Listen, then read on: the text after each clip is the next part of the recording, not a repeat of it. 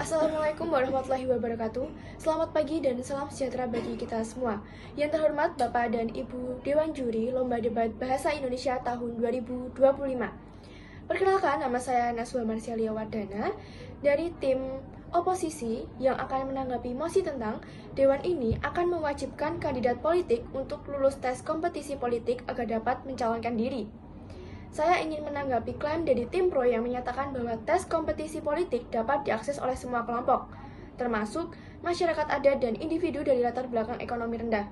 Saya berpendapat bahwa klaim tersebut perlu ditinjau lebih dalam, mengingat sejumlah tantangan yang masih dihadapi oleh kelompok-kelompok tersebut dalam mengakses pendidikan dan informasi politik.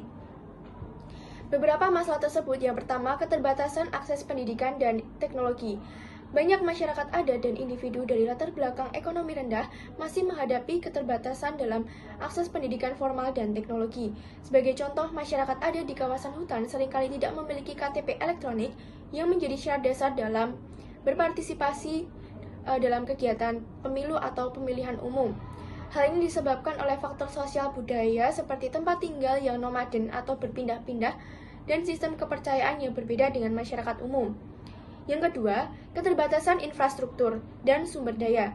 Tes kompetisi politik dirancang secara digital atau berbasis teknologi informasi memerlukan infrastruktur yang memadai seperti akses internet yang stabil dan perangkat komputer atau smartphone. Namun, banyak daerah terpencil yang belum memiliki infrastruktur teknologi yang memadai. Ketiga, keterbatasan pemahaman politik. Kelompok-kelompok marginal atau kelompok-kelompok yang tinggal di daerah terpencil seringkali memiliki pemahaman politik yang berbeda dengan standar yang ditetapkan dalam tes kompetensi politik. Sebagai contoh, dalam masyarakat adat, pengambilan keputusan sering dilakukan melalui musyawarah mufakat yang melibatkan seluruh anggota komunitas tanpa mengedepankan struktur hierarki formal. Hal ini mungkin tidak sesuai dengan kriteria yang digunakan dalam tes kompetensi politik. Dari permasalahan keterbatasan pemahaman politik itu dapat diatasi dengan melaksanakan program pendidikan politik yang inklusif dan berbasis komunitas, seperti yang dilakukan di Desa Tigawasa Buleleng. Program ini menekankan pentingnya partisipasi perempuan dalam kehidupan politik dan mengkaji bagaimana keberterimaan laki-laki terhadap partisipasi perempuan dalam kehidupan politik di desa tersebut.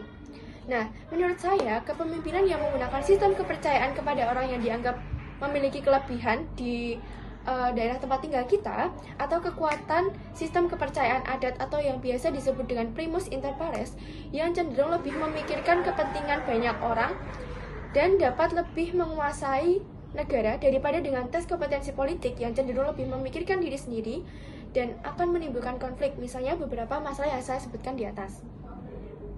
Nah, solusinya yaitu dengan memberikan kesempatan kepada orang-orang yang memiliki kemampuan, tidak hanya kemampuan dalam pemahaman politik, tapi juga memiliki kemampuan dalam kebudayaan yang ada di Indonesia, mulai dari cara berpikir dan juga kebiasaan-kebiasaannya untuk berpartisipasi aktif dalam pemilihan.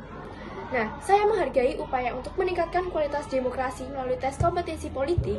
Namun, saya menekankan pentingnya memastikan bahwa kebijakan tersebut tidak menjadi hambatan bagi kelompok-kelompok marginal atau kelompok-kelompok yang tinggal di daerah terpencil. Dengan harapan, tes kompetensi politik dapat menjadi alat yang efektif untuk meningkatkan kualitas demokrasi tanpa mengabaikan prinsip inklusivitas dan aksesibilitas bagi semua lapisan masyarakat. Sekian yang dapat saya sampaikan. Terima kasih.